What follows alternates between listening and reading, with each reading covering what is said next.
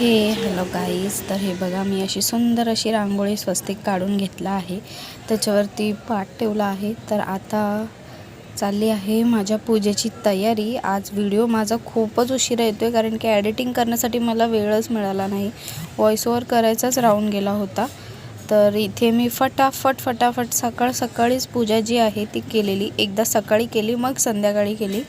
आणि मी आधी तुम्हाला मांडणी दाखवते. तर हे बघा, मी कपडा आणला होता, नवीन कपडा आणला होता, रेड कपडा. त्याच्यानंतर मी कलश घेतलं, व्यवस्थित घासून वगैरे. त्याच्यानंतर स्वस्तिक काढलं. तर स्वस्तिक काढायची सुद्धा एक पद्धत असते. आता एवढ्या वर्षानंतर मला सुद्धा कळालं. तर एक वेगळी पद्धत असते. ते तुम्हाला मी एका नवीन व्हिडिओमध्ये दाखवलंच की स्वस्तिक जे आहे ते कसं काय काढतात. मी सुद्धा व्हिडिओमध्ये बघूनच शिकले आता तरी, सध्या तरी. तर असं स्वस्तिक काढून नंतर हळद कुंकूची बोटं उमटून घेतली. त्याच्यावरती व्यवस्थित बोटं जी आहेत ती उमटून घेतलेली आहेत त्याच्यावर. त्याचप्रमाणे वरच्या टोकाला सुद्धा व्यवस्थित बोटं उमटून घेणार आहे मी. व्हिडिओ जो आहे तो खूप फास्ट फॉरवर्ड केलेला आहे. तर त्याच्यामुळे मी फटाफट एकदमच फटाफट करते असं दिसतंय. पण मला एवढं सर्व आवरायला, पूजा पूर्ण करायला मला 1 तास होऊन गेला. सकाळी 7:30 वाजल्यापासून आवरावरच करत होते. तर हे बघा, रांगोळी काढून त्याच्यावरती कापड हतरून आधी दिवा लावला, दिव्याची पूजा केली. त्याच्यानंतर मी घेतली तांदूळ घेतले. त्याच्यानंतर त्याच्यावरती हे जे आता मी यूट्यूबला बघितलं हे असं करतात. पहिलं तर मी नाही करायची, बट आता हे असं करतात असं दाखवलं आहे, तर त्याच्यामुळे मी केलं आहे. तर ह्याला अष्टकमळ असं काहीतरी आहे असं म्हणतात. मी सुद्धा पहिल्यांदा ऐकलं. माझ्या मम्मीच्या इथे मी हा व्रत करायची तेव्हा मी नुसते तांदूळ जे आहेत ते ठेवायची. तर हे अष्टकमळ वगैरे नाही काढायची तेव्हा. तर इथे मी आंब्याची पानं पहिलं तर लावायची, पण आता मला समजलं की आपण असे वेगवेगळी पानंसुद्धा लावू शकतो. तर मी इथे सर्व पानं जी आहेत ती काढते आहे. व्यवस्थित फुलं, सुट्टी फुलं, हार, देवांसाठी हार असं सर्व आणलं होतं. आणि हा नारळ आणला होता देवीसाठी. तर ह्याच्यावरती जे आहे ते मुखवटं लावणार आहे. तर मी सर्वात आधी पानं जी आहेत ती धुवून घेते व्यवस्थित. कलश लावून कलशामध्ये व्यवस्थित फूल वगैरे टाकलं आहे. त्याच्यामध्ये 1 रुपया, सुपारी आणि दुर्वा, आणि त्याच्यानंतर जे आहे पानं लावायची आणि मग नारळ ठेवायचा असतो. तर मी त्याच प्रकारे जे आहे ते सर्व करत होते. तर हे बघा, नारळासुद्धा हळदी कुंकू वाहून तांदूळ वाहून नंतरला मग करायला घेतलं. तर हे बघा, मी सुंदर असा देवीचा मुखवटा आणला होता. तर हा सिंपल होता, बट त्याला मी मुखवट्याला जे आहे ते मी स्वतः सर्व तयार केलं होतं. म्हणजे जे स्टोन्स दिसत आहेत तुम्हाला ते मी स्वतः रात्री लावले होते. कारण की मला सिंपल ठीक वाटलं, बट मी म्हटलं की आई एवढ्या वर्षांनी माझ्या घरी बसते आहे, तर व्यवस्थित एकदम अगदी सुंदर सोबर करून ठेवलेलं मी. आणि मला खूप आवडतो हा व्रत करण्यासाठी. तर हे बघा, त्याच्यामध्ये धागासुद्धा नव्हता. तर मी विणकाम करते, तर म्हणून माझ्याकडे वूल होतं, तर मी ते बांधून घेतलं.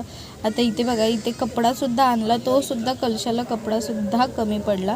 तर मी कपड्यालासुद्धा हे बघा, तोच वूल जो आहे तोच घेऊन मी परत बांधला दोन्ही साईडून. नंतर त्या कलशला बांधलं.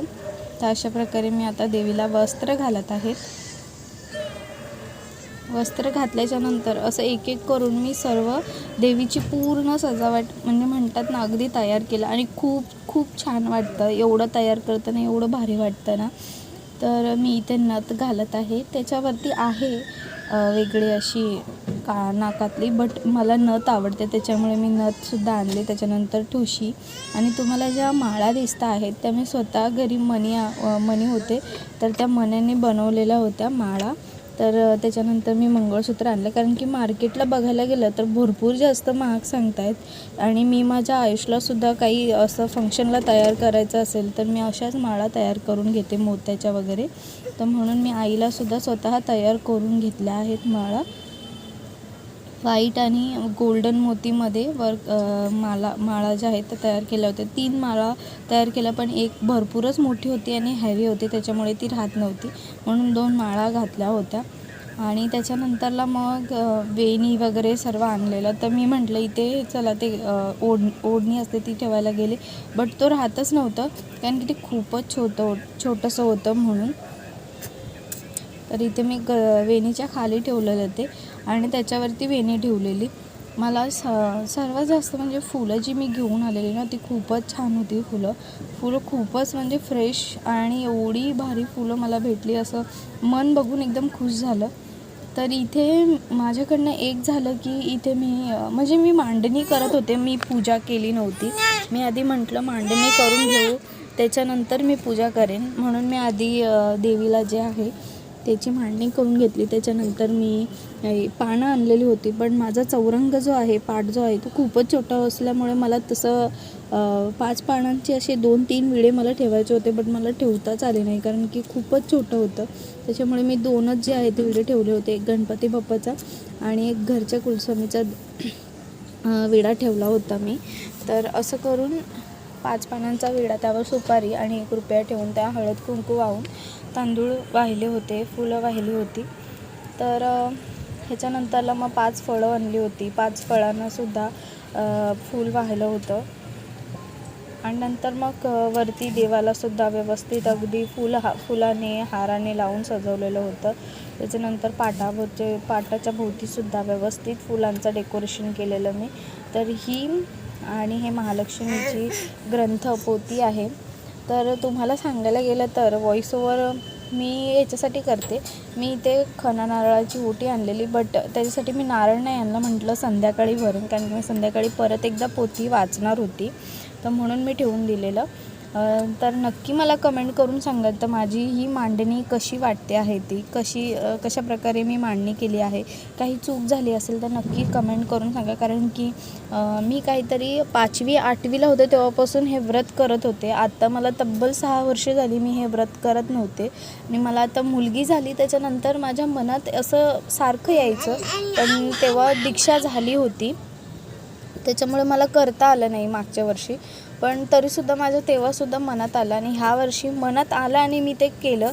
ह्या वर्षी असं होतं ना दीक्षा झाल्यापासून की मला असं सतत वाटतं की देवाचं काहीतरी करत राहावं करून, आणि माझ्या मनी येतं आणि मी ते अगदी मनाने पूर्णसुद्धा करते. भले माझ्या करण्यामध्ये किती अडचणी आल्या ना तरीसुद्धा माझ्याने जेवढं होणार ना तेवढं मी ते करणार, आणि मला करूनसुद्धा खूप खूप बरं वाटतं. घरामध्ये अगदी वेगळंच पॉझिटिव्हिटी असते, त्याच्यामुळे मला खूपच चांगलं वाटतं देवाचं काही करायला.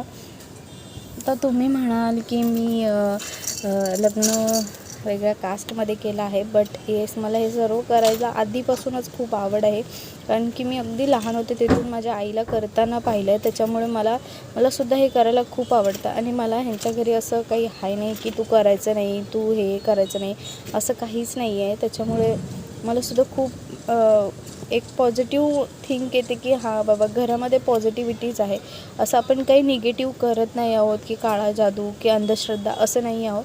आपण देवाची एक व्यवस्थित मांडणी करून त्याची पूजा करत आहोत, बस आपल्या मनामध्ये त्याच्यासाठी श्रद्धा आहे एवढंच काफी आहे.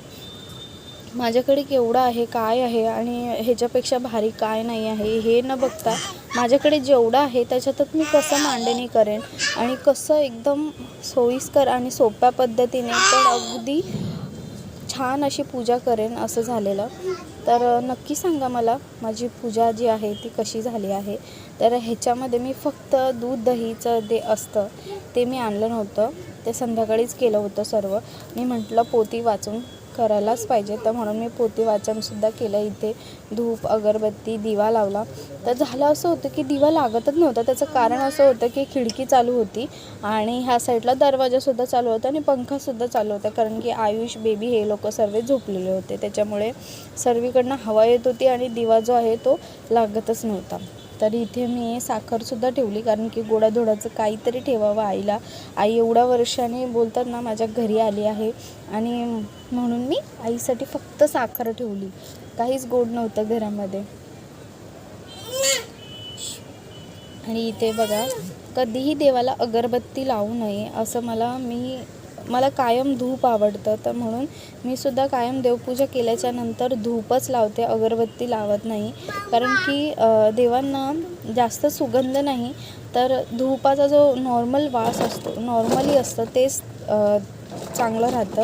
कारण की अगरबत्ती